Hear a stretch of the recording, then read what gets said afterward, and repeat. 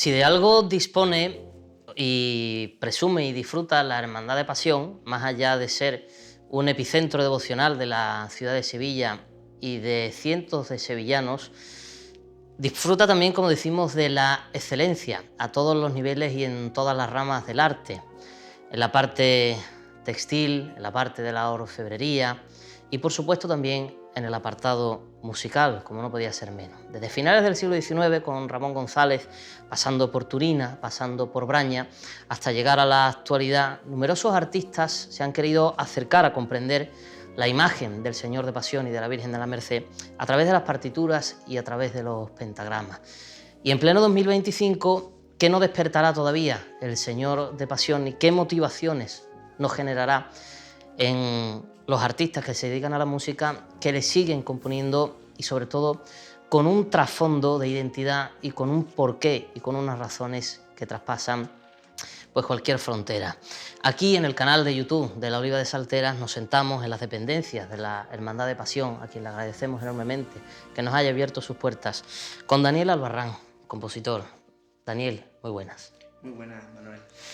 Estamos aquí contigo porque tienes mucho que contarnos y tienes mucho de qué hablar, pero primero, para hacer una composición del lugar de lo que vamos a hablar aquí hoy, ¿cómo estás? ¿Cómo estás viviendo este 2025 tan prometedor y del que ya conocemos avances y conocemos novedades? Pues los estoy viviendo con una felicidad increíble, con muchísimo estrés, porque está siendo un año de recoger pues, toda la siembra, ¿no?, que ha habido a lo largo de estos años. Vengo de un estreno que marcó, yo creo que gran parte de mi devenir como compositor, y está siendo pues eso, un año de recibir muchísimo el cariño de la gente, muchísimos encargos también, gracias a Dios, y pues el comienzo de una cuaresma que yo creo que va a ser la más fuerte que haya vivido en toda mi vida. Háblanos precisamente así, en líneas generales, de el mayor dolor, porque obligatoriamente tenemos que enlazarla con lo que vamos a hablar en esta entrevista. ¿Qué tal el mayor dolor? ¿Qué te aporte, qué te sigue aportando? Pues mira, para mí el mayor dolor a día de hoy, pues primero me reconcilió muchísimo a nivel personal con el mundo, porque yo siempre he hecho mi trabajo pensando en dar lo máximo. Yo creo que no ha habido ni una sola obra, y creo que todas las personas que me conocen saben que yo nunca compongo pensando en dejar cosas en el tintero, sino que para mí una composición se merece el mayor de los respetos, porque es una forma también de yo evaluarme a mí mismo, y a mí me da igual a dónde vaya y demás, siempre acompaña mi nombre y yo siempre tengo que dar lo máximo. Pero es verdad que el mayor dolor ha sido la primera obra, ¿no?, que lo que yo soñaba se convirtió en una realidad. ¿Por qué estamos en Pasión? Pues bueno, pues yo creo que es el destino. Yo creo que es el destino, que no tiene otra explicación, porque bueno, yo había soñado toda mi vida con que una obra se interpretara aquí en El Salvador, y de hecho estuvimos a las puertas con el congreso en el que se estrenó la marcha, estuvimos a las puertas de haberlo podido conseguir hacer aquí en la iglesia de El Salvador, pero bueno, circunstancias, ¿no?, que pasan en la vida, pues no se pudo y demás. Y cuando se estrenó El Mayor Dolor fue todo tan fuerte que recuerdo que me escribió Pepe Peña, también me llamó Irene Gómez Calado, la directora de La Oliva, y me contaron que la Hermandad de Pasión quería que esa marcha sonase en la iglesia de El Salvador. Y ahí hubo un poco la semilla de todo lo que nos ha traído hasta hoy.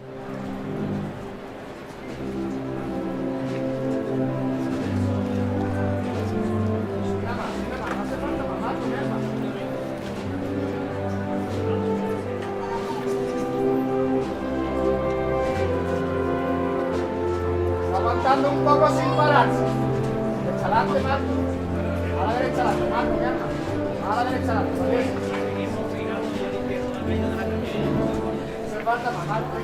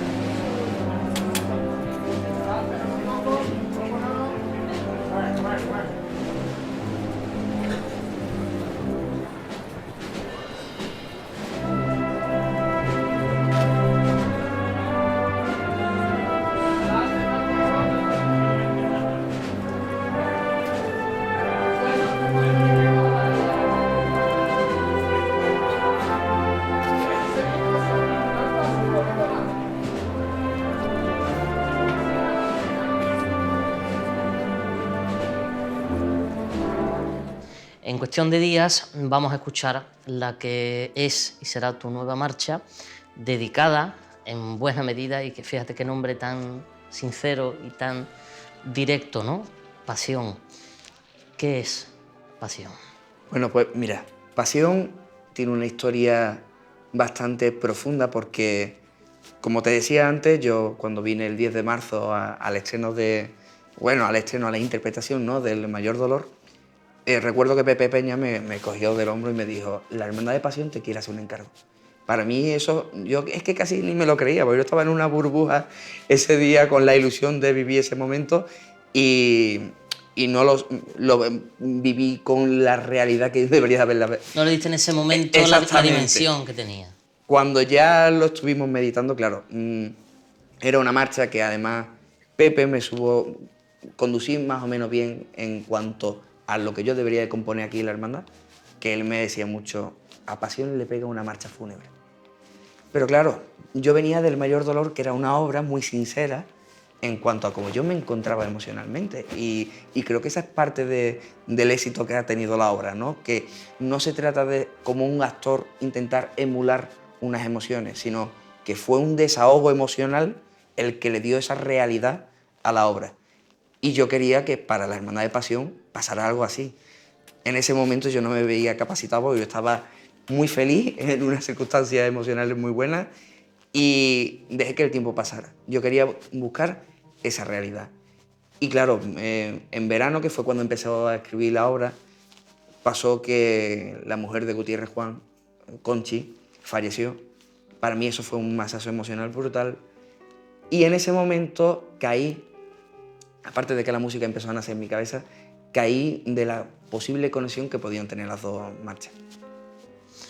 ¿Cuál es esa conexión? ¿Por qué entroncas una marcha Claro. con otra? ¿De qué manera están relacionadas, ¿no?, el Mayor Dolor y Pasión? Pues mira, yo realmente, soy una persona muy enamorada de la psicología y siempre había estudiado mucho sobre las fases del duelo. Es verdad que yo en el Mayor Dolor no me planteé absolutamente nada, pero yo creo que se ve muy claramente que hay una fase de depresión dentro de la marcha y luego un camino hacia la aceptación. Entonces, claro, entendiendo que yo tenía las dos últimas fases del duelo en el Mayor Dolor, pensé, ¿y si hago una marcha que refleje las tres primeras etapas del duelo? Yo realmente en ese momento se fue como creando la semilla.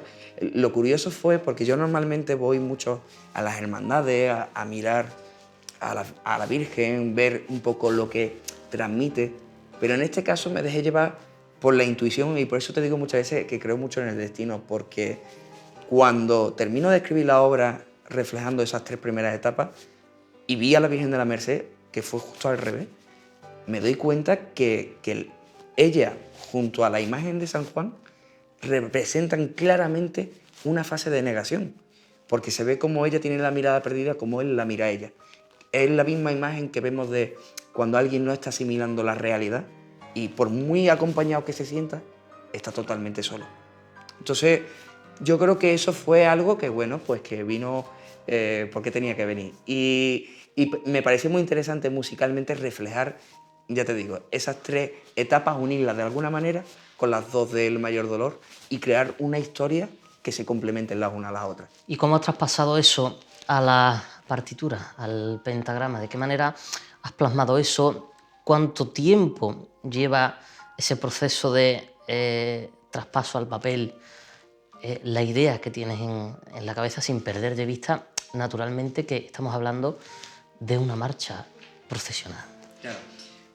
Realmente, tiempo, me ha pasado lo mismo que me pasó con el Mayor Dolor. A nivel de tiempo, siendo sincero, el Mayor Dolor yo creo que fueron 5 días de escribir, desde por la mañana hasta por la noche, porque lo peor que yo tengo cuando escribo es que parezco una persona adicta porque necesito escuchar qué es lo que viene después. Entonces, con Pasión me pasó exactamente igual.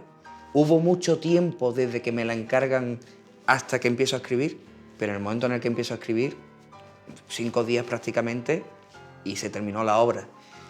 El proceso de todo esto prácticamente fue en el coche de viaje desde Almería a Sevilla, ya le vi la idea de cómo conectar. Básicamente al final, la obra busca tener la misma estética musicalmente, porque creo que es interesante que cuando se cuenta una historia que conecte con otra, pues las dos historias tengan cierto parecido, ¿no? Si no, parece que son dos historias totalmente distintas. Y luego, además, pues juego también con una cosa que en música se llama el leitmotiv, que aparece de vez en cuando, muy poco, pero de alguna manera ya ayuda también a conectar musicalmente con la obra. Y qué curioso cómo quedan unidas a través de la música dos cofradías, dos hermandades que a su manera y a su modo son profundamente románticas o con destellos románticos y que en su puesta en escena en la calle nos transmiten eso, ¿no? De alguna manera, más allá del clasicismo, más allá de la excelencia a todos los niveles, esa intención de ir más allá, ¿no? De traspasar el terreno incluso de la propia sensibilidad humana con los factores en este caso que tú estás explicando. Es más, yo lo estuve pensando mucho cuando iba haciendo la conexión de las dos obras, porque tú analizas y ves que bueno, la imagen cristífera, ¿no?, que tiene la Hermandad de Pasión es un Cristo que todavía está vivo, que va cargando con la cruz, que para mí es parte de ese proceso del comienzo del duelo que está viviendo María, porque no lo sé a ciencia exacta, ¿no?, pero yo me imagino que el primer shock que recibe ella como esa fase de duelo posiblemente fuera el momento en el que escucha que quieren que crucifiquen a su hijo. Yo creo que ahí es donde arranca todo ese duelo, toda la parte más dolorosa, porque... La pasión. Exactamente. Y después, en la carretería, por ejemplo, la imagen del Señor es una imagen ya fallecida, que ya viene un poco a esa fase de depresión en la que tú ya aceptas que esto ha pasado, esto ya es real.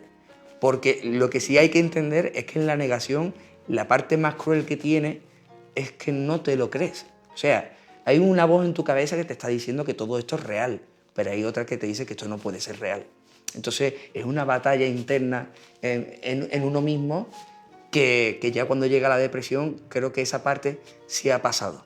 O sea, tú ya sí aceptas que lo que has vivido es real, solo que no sabes cómo moverte. Daniel, para ir terminando, ¿qué reacción esperas? ¿Qué esperas de, ya no solo en la hermandad, ¿no?, sino en la ciudad? Porque estamos hablando de una cofradía como Pasión y estamos hablando de un día como el Jueves Santo. Pues sinceramente tengo la misma esperanza que tenía con el mayor dolor, que simplemente es que sea lo que Dios quiera. Yo estoy orgulloso del gran trabajo que creo que he hecho. Creo que además la banda de la Oliva de Saltera va a ser un trabajo increíble con el estreno de la obra. Además también te puedo decir que se han implicado muchísimo y creo que eso es importantísimo. Lo que vaya a pasar después, eso ya es parte de las personas, porque además Pasión representa unas cosas, el mayor dolor representa otras. Hay gente que conecta muchísimo más con la tristeza que va a transmitir Pasión y hay gente que va a conectar muchísimo más con la esperanza que da el mayor dolor. Pero yo creo que al final lo interesante es entender que son dos obras que se alimentan la una a la otra y espero que la gente lo pueda disfrutar muchísimo. Daniel Albarrán, muchísimas gracias por habernos atendido y deseando escuchar esos compases de Pasión y, por supuesto, Dios mediante, escucharla en la calle, tras la Virgen de la Merced el próximo Jueves Santo, que, oye, no hay mejor broche, creo yo. Para nada. Muchísimas gracias. Muchísimas gracias a ti.